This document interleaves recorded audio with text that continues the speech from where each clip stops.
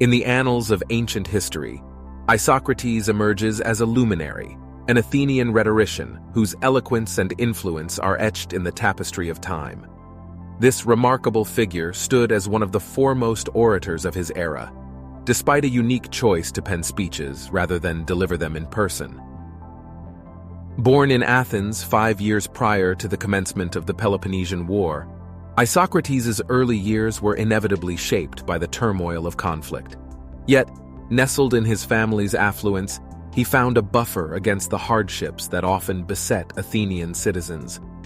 Isocrates' foray into the realm of rhetoric is believed to have blossomed through interactions with eminent mentors like Cicero, a pioneer in the art of rhetoric.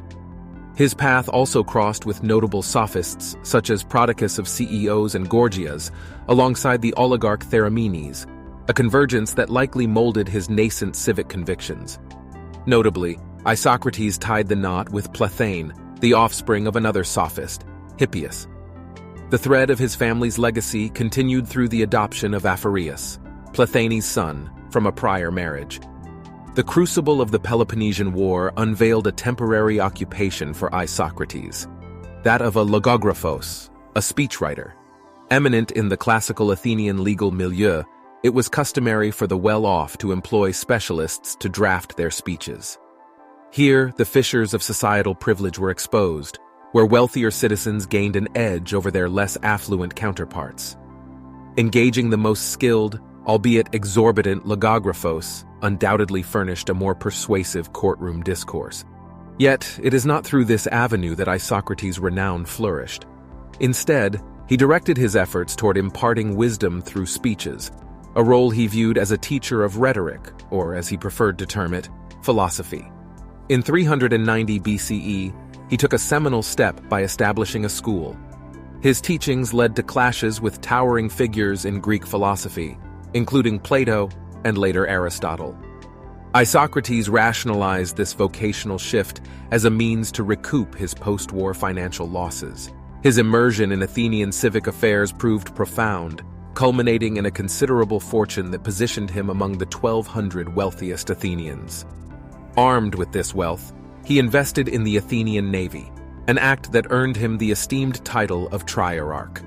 Beyond material contribution, Isocrates positioned himself as Athens' benefactor, driven by a higher purpose than those who exploited public discourse for personal gain. For him, the nobler path was to amass wealth through education, transcending riches to become a moral compass for his city. Around 392 to 390 BC, a significant chapter in ancient Athenian academia unfurled as Isocrates inaugurated his academy at the famed Lyceum. This establishment marked the dawn of the first academy dedicated to the art of rhetoric. Prior to this innovative move, scholars traversed cities, delivering lectures to eager minds. The inception of Isocrates' Academy drew aspiring students to Athens, kindling a transformation in the way knowledge was imparted. The seeds of Isocrates' educational venture sprouted within Athenian borders, with the initial cohort hailing from the city itself. However, the reverberations of his brilliance echoed beyond regional confines after the publication of his seminal work, the Panegyricus, in 380 BC. His renown extended its reach to corners far and wide across Greece. In response, a rival emerged in the form of Plato, a towering figure in philosophy who established his own academy in a bid to rival Isocrates' pedagogical influence. Central to Isocrates' instructional methodology was the cultivation of observation through wandering amidst the public tapestry of the city. He advocated learning through imitation, urging his students to study human behaviors and interactions. His curriculum placed a premium on the practical application of language to solve real-world conundrums. Notably, Isocrates categorized his teachings not merely as rhetoric, but as a philosophy, elevating the discipline to a higher realm. The triad of prerequisites for learning that Isocrates espoused consisted of a natural predisposition, honed by training provided through mentors and texts, coupled with practical exercises curated by educators. His pedagogy extended beyond rhetoric, embracing civic education that instilled a sense of duty towards the state.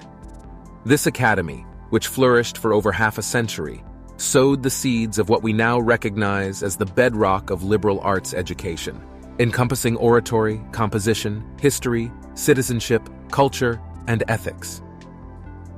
History resonates with Isocrates' mentorship of several luminaries whose impacts spanned kingdoms and chronicles.